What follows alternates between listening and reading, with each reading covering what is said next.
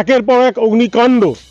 আপনাদের সকালে কাল দেখিয়েছিলাম ডানকুনি মোল্লা বেড়ের ওষুধের গোডাউনের আগুনের ছবি। সন্ধ্যেবেলা আপনাদের দেখিয়েছিলাম চণ্ডীতলা হসপিটালে আগুনের ছবি।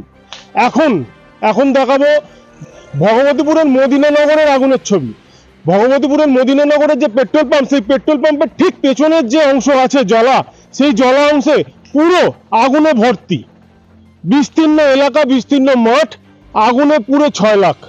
ক্যামেরা পার্সনকে বলবো একটু দেখাতে যে কিরম কন্ডিশন জ্বলছে। দমকলের একটি ইঞ্জিন এই মুহূর্তে এসেছে পেট্রোল পাম্পের ওখানে আপনার আগুন নেভাচ্ছে, কিন্তু একটা ইঞ্জিনের পক্ষে এত বিস্তীর্ণ এলাকা কভার করা সম্ভব নয়, যার জন্য বিস্তীর্ণ এলাকাটা পুরো ছাই হয়ে যেতে চলেছে।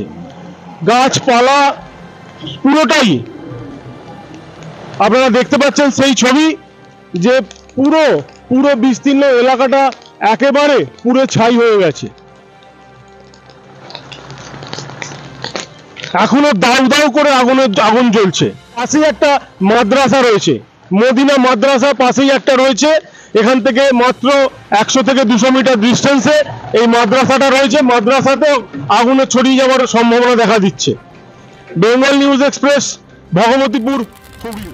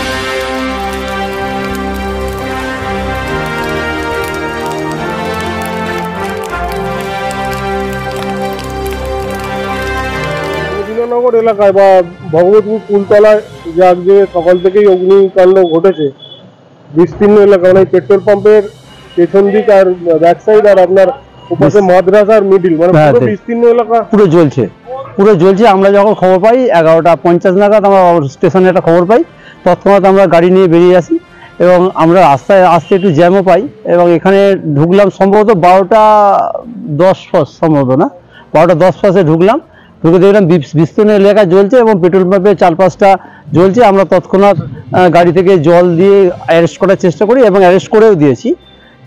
এবং অনেক কিভাবে আগুনটা লেগেছে এবং কেউ লাগিয়ে এটা চলে গেছে সেটা তো জানা যাচ্ছে না বা বলা যাচ্ছে না। আমার লোকাল থানা ছিল, চণ্ডীতলা পিএসের সম্ভবত এএসআই ছিলেন মুক্তি বর্মশাই, উনি ছিলেন, ওনাকে জিজ্ঞেস করলাম, ওনারা ঠিক বলতে পারলেন না কিভাবে হয়েছে। এবার অনেকখানি এলাকা জ্বলছে, আমরা অ্যারেস্ট করে দিয়েছি এবং আমরা পুরোটা নিভিয়ে দিয়েছি। নিভিয়ে দেওয়ার পর পেট্রোল পাম্পের লোককে বললাম যে ওরা একটু খেয়াল রাখবেন অন্তত।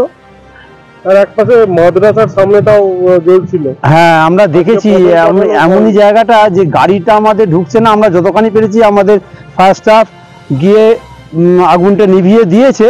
এমন জায়গায় যে আগুনটা জ্বলছে যেটা আমরা ওই জায়গাটা গিয়ে আমাদের গাড়ি পৌঁছচ্ছে না বা আমাদের জলও পৌঁছচ্ছে না। প্রায় আমরা প্রায় 1 ঘন্টার চেষ্টা আগুনটা পুরো আয়ত্তে এনেছি। আমার নাম হচ্ছে Bishwapriyo Ghosh, sub officer Uttarpara fire brigade, Uttarpara fire brigade থেকে। মদিনানগরের যে পেট্রোল পাম্প ওর ঠিক পেছনের যে বিস্তীর্ণ এলাকা, মাঠ, ফাঁকা মাঠ, জি, আর আপনাদের ঠিক মাদ্রাসার পেট্রোল পাম্পের ঠিক মিডিলের যে অংশ, বিস্তীর্ণ অংশে আজকে আগুন লেগেছে, দাও দাও করে আগুন জ্বলছে। জি জি জি, তো কি বলবেন এই ব্যাপারে? ভাই, আজকে আমি আপনার ধন্যবাদ জানাই। আমি খাস করে আমাদের এলাকার প্রশাসনিক যে লাইনে যারা আছেন তাদেরকে আরও বলবো এই বিষয়টা আরও গুরুত্ব দিতে। আজকে ঠিক পেট্রোল পাম্প, একটা পেট্রোল পাম্প, তার পিছনেই একটা বড় হোস্টেল দেখতে পাচ্ছেন আপনি, বর্তমান দেখছেন। আমি হোস্টেলের সেক্রেটারি। তো আজ আমাদের এই রমজান মাস চললো, রমজান মাসের পরেই আমাদের গতকাল থেকে ছাত্র ভর্তি চলছে।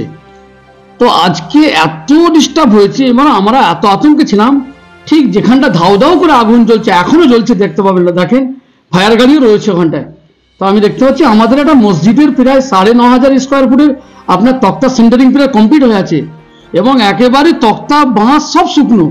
আমরা তো যত লেবার আছে সকলকে বললাম যে ভাই তৈরি থাকবেন পানি নিয়ে, কখন একটা ধরে গেলে কিন্তু কোনো কন্ট্রোল করা যাবে না। তার সাথে সাথে মাদ্রাসার চারিদিকে গাছপালা ধাওয়া ধাওয়া করে।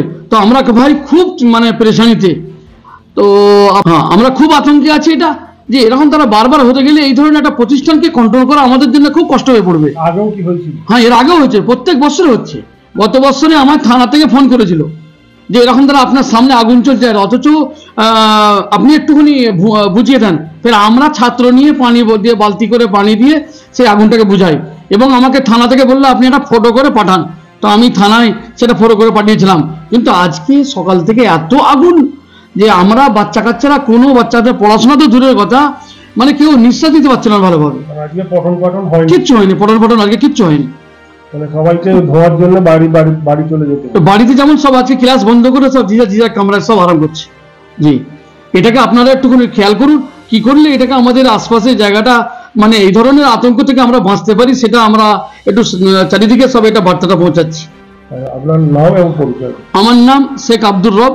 আমি এই মদিনানগর মাদ্রাসা আসাবুস সুফা কুমিরমারা গ্রাম পঞ্চায়েতের অধীনে এই মাদ্রাসার আমি সেক্রেটারি।